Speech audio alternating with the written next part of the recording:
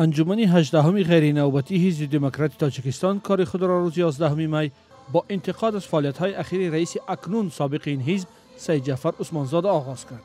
باعث تأسف است که در فعالیت حزب دموکراتی تاجیکستان در چند سال اخیر دیگرباره مرحله سستی و عقب ماندگی پیش رو آمد. عملاً این ضعف و عقب ماندگی با فعالیت بی‌واسطه رئیس حزب دموکراتی تاجیکستان جناب سید جعفر عثمانزاده تعلق می‌گیرد. انجمن در مهمانخانه کنگورت دوشنبه با حضور نماینده‌های برخی سفارت‌های مقیم تاجیکستان، سردبیران رسانه‌های دولتی و خبرنگاران برگزار گردید. وکیلان انجمن فعالیت عثمانزاده را غیر قناعت‌بخش خوانده او را از رئیسی برکنار کردند.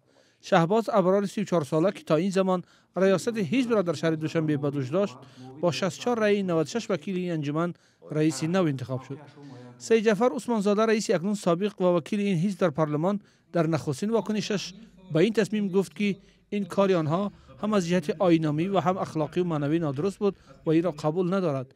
میگوید منتظر موقع رئیس جمهوری تاجیکستان میماند. با دادگاه چیزی اگر وقتی که اگر دولت و حکومت اگر قبول داشته باشه، ببینیم که دکتران قانونی از قدرتی هستند، از معلومات ولی دارن، سواد دارن، وضعیت سرجه که قبولش کنه اگر هم انجمن ساختار وکالت‌های دولتی است. مثلا من چیزا رو میبرم با پرزیدنت کشور، البته ایشون میتونن ببینن هم پرزیدنت هر چی خلاصه براره اون خلاصه پرزیدنت وجود.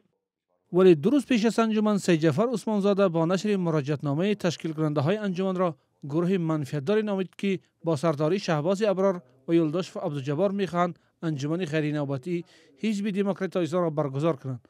او گفته بود که هیچ گونه قرار انجمن را اعتراف نخواهد کرد. برگزاری انجمن غیرنوبتی حزب دموکرات تاجیکستان را جامعه سیاسی یک حادثه غیر انتظار نامیده. برخی ها گفتند که گروه‌های در نظام با وسیله‌ای که عثمانزاده را آورده بودند و همین وسیله ریاست نو تشکیل می‌کنند و سایه روشن‌های این کار بعداً آشکار می‌شود. برگزار نمودن انجمن و عوض مکان برگزاری آن نیز از آن گواهی می‌دهد که گروه تشبثکار کوشش کردند که تدریجاً با رعایت مقرر شده آیین‌نامه عمل کنند و به هدف رسند. اما جانب دیگر حقی دعوا را دارد طبق ترتیب مقرر شده و اگر او بعد دسترس شدن سندهای نهایی و حجت‌ها و از جمله قرارهای همین انجمن به چنین خلاصه آمد، پس طریق سود و غیره پیگیری میکند و در اون مورد سایه روشن‌های برگزاری انجمن شاید آشکار شود. حزب دموکرات تاجیکستان را که منتقدان آن را در اصل نه مخالف حکومت بلکه جانبدار آن مینامند، سید جعفر عثمانزاده از سال 2013 به این سو رهبری میکرد. او با نمایندگی از این حزب وکیل مجلس نمایندگان هم شد. شهباز ابرار هم اکنون رئیس تازه انتخاب این حزب ادعا میکند که برای بهتر کردن موقع حزب در جامعه سیاسی کشور تلاش میکنند. ما اصلا استقلال واقعی داریم.